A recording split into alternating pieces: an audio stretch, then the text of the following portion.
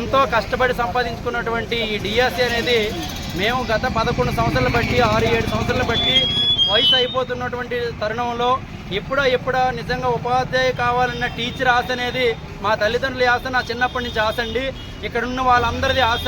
ఇలాంటి ఆశల దీనిలో మరి చంద్రబాబు నాయుడు గారి ప్రభుత్వం వచ్చి ఒకేసారి ఎన్నో రోజుల కంటే ఈ డిఎస్సి పాపం కళ అని చెప్పి ఆ రోజు పాదయాత్రలో చేస్తున్నటువంటి దీన్ని నిజంగా ఈ ఆంధ్రప్రదేశ్లో యువత ఉద్యోగాలు లేక చాలా ఇబ్బంది పడుతుంటే ఆ టైంలో యువతకి ఏం కావాలో ఆలోచించి మేఘాల మీద డిఎస్సి నిర్వహించి మా యొక్క కళలను సాకారం చేసినటువంటి ముందు ప్రభుత్వానికి సలాం చేస్తున్నామండి. తర్వాత ఈరోజు అదే డిఎస్సిని పగడ్బందీగా మెరిట్తో ఎన్నో వేల ప్రశ్నలతో ఏ టెక్నాలజీ వినియోగించారో తెలియదు కానీ ప్రశ్న చూస్తే కళ్ళు దిమ్మ తిరిగిపోయేటట్లుగా ఉన్న ప్రశ్నాపత్రాన్ని మాకు అందరికీ కట్టి పాయింట్ల మీద మెరిట్ మీద ఈరోజు ఇక్కడ ఉన్నటువంటి ఉపాధ్యాయులందరూ కూడా గెలిచి సాధించారండి. ఈ యొక్క గెలుపు సాధించి మేమందరం కూడా మొదటి నెల జీతం పడేసరికి గవర్నమెంట్ పడినటువంటి చాలా ఆశలు అయితే చాలా ఎవరు చేయలేరండి అలాగా. ఎందుకంటే ఒక గవర్నమెంట్కి ఒక విజన్ ఉంటుందండి. ఈ భవిష్యత్తు యొక్క పిల్లల యొక్క భవిష్యత్తును కాపాడేది ఈ యొక్క విద్యారంగంలో ఖచ్చితంగా టీచర్ పాత్ర చాలా గొప్పదని చెప్పి ఎప్పుడు కూడా ఉపాధ్యాయులకి గవర్నమెంట్ అనేది అండదండగా ఉంటూ ఉద్యోగాలు వేయడమే ప్రథమ కర్తవ్యం అని చెప్పి ఇన్ని వేల ఉద్యోగాలు వేసి మా చేతికి ప్రొసీడింగ్ ఆర్డర్ ఇచ్చిన తర్వాత మేమందరం కూడా సంతోషాల్లో అమరావతిలో తీసుకెళ్లి కొన్ని వేల మందిన ఎక్కడ ఒడిదొడుకులు లేకుండా ఎక్కడ ఇది లేకుండా పాఠశాల విద్యాశాఖ నిజంగా మేము ధన్యవాదాలు తెలియజేయాలండి. మొదటి నెల జీతం పడి మా తల్లిదండ్రులతో ఆనందంగా గడిపినటువంటి సందర్భం తర్వాత అన్నాళ్ళు కూర్చున్నటువంటి ఈ రాజకీయ పార్టీలు వాళ్ళ యొక్క మద్దతు కోసం ఆఫ్టర్ ఆల్ 16,347 ముందు ఓట్ల కోసం 4 లక్షల మందిని మేమంతా కూడా రాజకీయాన్ని పొట్టన పెట్టుకుంటే మేము ఓట్లు గెలవచ్చని ఒకే ఒక సంకల్పంతో మరి చేస్తున్నటువంటి ప్రతిపక్షాలు అది మంచిది కాదని నేను చెప్తున్నాను. ఎందుకంటే 16,347 మంది ఉపాధ్యాయ యొక్క ఫ్యామిలీలు అయితే 4 లక్షల మంది మెరిట్ కోల్పోయినటువంటి విద్యార్థులు వాళ్ళకి తెలిసిన బాధ. నిమిషం కూడా సెకండ్ కూడా మేము కంప్యూటర్ టెస్ట్ ముందు అనుభవించినటువంటి బాధ చాలా వర్ణతీతం. వాళ్ళు అడగండి. చిన్న పాయింట్లతో పోయి ఎన్నో కన్నీళ్ళు మా బ్రదర్సే మా యొక్క సిస్టర్సే అయ్యో మేము కోల్పోయిన బాధతో మరొక డిఎస్సి వస్తే బాగున్నాం, అతి తొందరగా మేము కూడా మా యొక్క ప్రతిభని సాధించుకుంటామని వాళ్ళు ఉన్న తరుణంలో మరొక డిఎస్సిని కూడా వేయడానికి ప్రభుత్వం సిద్ధపడి ఉన్నదంటే ఆ ప్రభుత్వానికి చిత్తశుద్ధి ఉంది, సంకల్పం ఉంది. ఈరోజు రాజకీయాల కోసం రాజకీయ లబ్ధి కోసం ఇంకో దాన్ని విమర్శించండి. నిజంగా జగన్మోహన్ రెడ్డి గారు మీకు నిజంగా ఈ యొక్క ఆంధ్రప్రదేశ్ మీద నమ్మకం ఉంటే మీరు వచ్చినట్టు 50,000 డిఎస్సి వేయండి.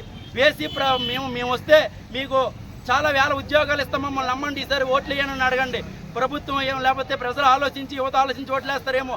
అంతేగాని ఈరోజు ఉద్యోగాలు వేసి భవిష్యత్తు నింపి వాళ్ళ జీవితంలో టీచర్లు కావాలని ఆశని మీరు చంపేస్తున్నారు.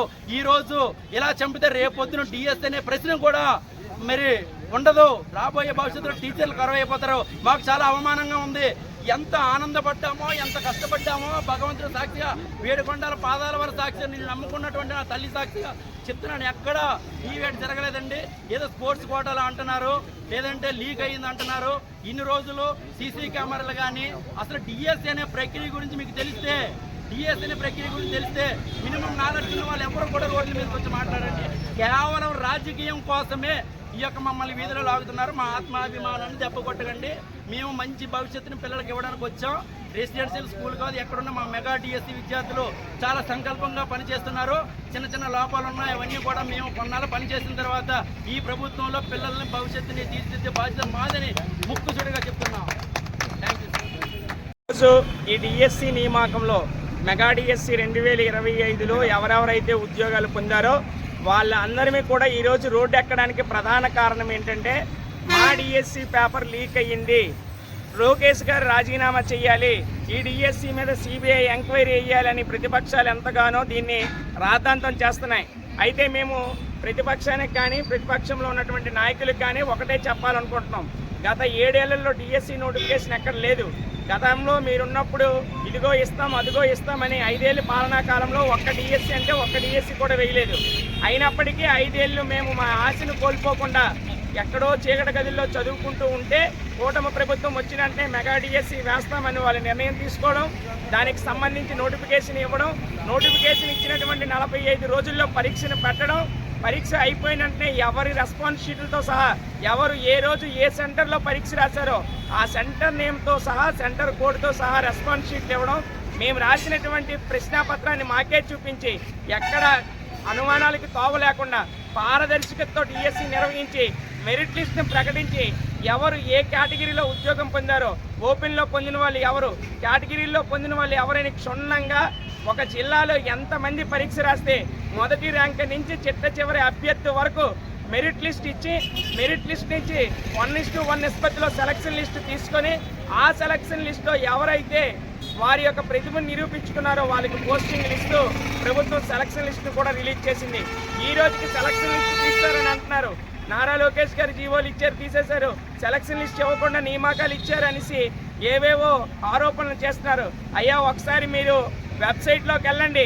ఇప్పటికీ కూడా డిఎస్సి 2025 సెలక్షన్ లిస్ట్ అలాగే ఉంది. అందులో మార్పులు కానీ చేర్పులు కానీ ఎవరు చేయలేదు. ఆ సెలక్షన్ లిస్ట్లో ఏ అభ్యర్థి ఏ మారుమూల ప్రాంతం నుంచి వచ్చాడో, ఏ అభ్యర్థి యొక్క బ్యాక్గ్రౌండ్ ఏంటో తెలుసుకోండి. ఎన్నేళ్ళు కష్టపడితే ఆ ఉద్యోగం వచ్చిందో ఆ ప్రాంతంలోకి వెళ్ళండి. మా ఊరికే రండి. నేను ఎంత కష్టపడ్డానో మా ఊరు వాళ్ళని అడగండి.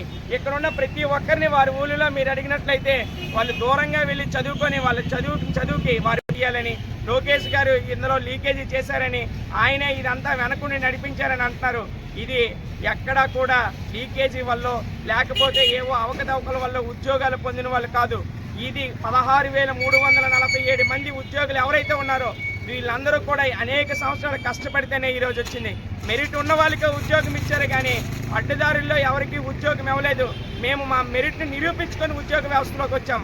మీరు లోకేష్ గారు రాజీనామా చేయాలని, మా నియామకం తప్పుడనేసి మీరు ప్రచారం చేస్తున్నారు.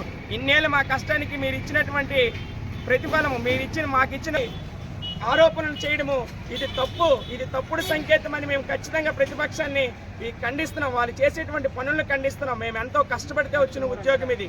మేము మా మెరిట్ని నిరూపించుకొని వచ్చాం. మేమందరమే కూడా మీ హయాంలో మీరు డిఎస్సి ఇవ్వకపోయినా 2 టెట్లు ఇచ్చారు. ఆ టెట్ పరీక్షల్లో కూడా మేము మా మెరిట్ని నిరూపించుకున్నాం. మేము ఖచ్చితంగా మీరు పెట్టిన టెట్లలో కూడా ఇక్కడ ఉన్న వాళ్ళందరం కూడా హైయెస్ట్ మార్క్స్ తెచ్చుకున్నటువంటి వాళ్ళు మేమందరం కూడా. గత ఒక నెల రోజుల నుంచి కూడా ప్రతిపక్షం వాళ్ళు ముఖ్యంగా ఈ యొక్క డిఎస్సి పైన తప్పుడు ఆరోపణలు చేస్తున్నారు. ఈ తప్పుడు ఆరోపణలు ఏంటంటే పేపర్ లీక్ అయ్యిందని, సో లేకపోతే అక్రమాలు జరిగాయని, ఇటువంటి విషయాలపైన వాళ్ళు ధర్నాలు కూడా చేస్తున్నారు. అసలు ఆ ధర్నాలు చేయడానికి వాళ్ళకి సిగ్గు ఉండాలి. ఎందుకంటే ఆ విషయాలపైన వాళ్ళు హైకోర్టుకు వెళ్ళారు. హైకోర్టు ఆ విషయంపై ఆల్రెడీ కొట్టేసింది. ఎటువంటి ఆధారాలు లేకుండా వాళ్ళు హైకోర్టు కూడా వెళ్ళడం జరిగింది. సో నిజంగానే ఏదైనా అక్రమాలు జరిగితే ఆ యొక్క రుజువులు చూపించి వాళ్ళు వెళ్ళాలి. కానీ అటువంటి ఏవీ జరగకుండా వచ్చి ఈ 16,000 మంది యొక్క ఇంచుమించుగా ఉద్యోగాలకు వచ్చినట్టు వీళ్ళందరిపై మా మానసిక క్షోభానికి గురి చేస్తున్నారు వాళ్ళందరూ కూడా. కాబట్టి ఏంటంటే ఈ యొక్క సాలూరు ఈ యొక్క మండలం నుండి మా ఎండిఎస్సి ఉపాధ్యాయులు అందరూ కూడా ఏం చెప్తున్నామంటే, మేము అక్రమాలు జరగకుండా, ఎటువంటి అక్రమాలు కావు లేకుండా ఈ యొక్క డిఎస్సి నియామకాలు జరిగాయి. ఎందుకంటే మన సోదరుడు ఆల్రెడీ చెప్పాడు. సో ఎన్నో వేల బిట్లు అనేవి జరగవు. వీళ్ళెవరికి హారిజంటల్ రిజర్వేషన్ మీద కానీ వెర్టికల్ రిజర్వేషన్ మీద కానీ ఎటువంటి అవగాహన లేకుండా వాళ్ళు మాట్లాడుతున్నటువంటి మాటలు ఇవి. కాబట్టి వీటి గురించి ఎవరు కూడా, సో మన ఎండిఎస్సి వాళ్ళు ఎవరు కూడా దీని గురించి పెద్దగా ఎవరు పట్టించుకోవాల్సిన అవసరం లేదు. బట్ కానీ ఇప్పుడు కూడా మన తప్పుని, అంటే ఒక అబద్ధాన్ని పదే చెప్తే అదే నిజమవుతుంది. కాబట్టి ఈరోజు మేము బయటికి రావాల్సి వచ్చింది. ఆ అబద్ధాన్ని ఖండించడం కోసం, అది అబద్ధము, నిజం ఇది కాదు, వాస్తవం ఇది కాదు. సో పర్ఫెక్ట్గా, అంటే ఇంతవరకు డిఎస్సిలో మన యొక్క ఆంధ్రప్రదేశ్లో జరిగినటువంటి అన్ని డిఎస్సీల కన్నా చాలా తక్కువ కాలంలో జరిగినటువంటి డిఎస్సి ఏదైనా ఉన్నదంటే ఇదే నేను ఖచ్చితంగా చెప్పగలను. ఎందుకంటే ఎన్ని కేసులు వేశారు, డిఎస్సి జరుగుతున్నటువంటి కాలం ఎన్ని కేసులు వేశారు, 200 పైగా కేసులు వేశారు. వాటన్నిటినీ కూడా సాల్వ్ చేసుకుంటూ మన విద్యాశాఖ మంత్రి అయినటువంటి నారా లోకేష్ గారు తక్కువ టైంలోనే మాకు ఇవ్వడం జరిగింది. మరో గొప్ప విషయం ఏంటంటే ఇక్కడ బ్యాక్లాగ్స్ లేకుండా చేశారు. ఒక వ్యక్తికి ఒకే ఉద్యోగం, దానివల్ల ఎంతోమంది లాభం పొందారు. ఎందుకంటే ఇప్పుడు ఒక వ్యక్తికి 3-4 ఉద్యోగాలు రావచ్చు. ఆ తర్వాత ఆవిడ ఫైనల్గా సెలెక్ట్ చేసుకోవడం వల్ల రిమైనింగ్ 3 ఉద్యోగాలు ఉండిపోయారు. అలా కాకుండా కూడా ఈ యొక్క డిఎస్సిలో ఆ కొత్త విధానాన్ని కూడా అమలు చేశారు. దీనివల్ల కొంతమందికి నష్టం జరిగినప్పటికీ చాలా ఎక్కువ మందికి లాభం జరిగింది. సో కాబట్టి మేము అందరికీ తెలియజేసింది ఏంటంటే ఇక్కడ ఎటువంటి తావు లేదు. ఎందుకంటే 10 లక్షలు ఇచ్చుకోండి అన్నారు. మేము ఎవరూ కూడా 10 లక్షలు కూడా 10,000 కూడా ఇచ్చే పరిస్థితుల్లో లేము.